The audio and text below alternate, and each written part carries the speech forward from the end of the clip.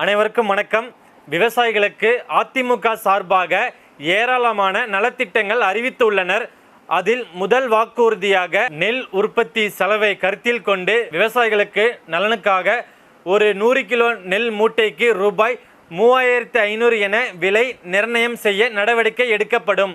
கரும்பு உற்பத்தி செலவை கருத்தில் கொண்டு கரும்பு டன் ஒன்றுக்கு ரூபாய் 4500 நிர்ணயம் செய்ய நடவடிக்கை எடுக்கப்படும். சிறு குறு விவசாயிகளுக்கு உரம், விதை போன்ற இடுபொருட்கள் வாங்க உற்பத்தி மானியமாக ஆண்டுக்கு ஹெக்டேர் ஒன்றுக்கு ரூபாய் 15000 வரை வழங்கப்படும்.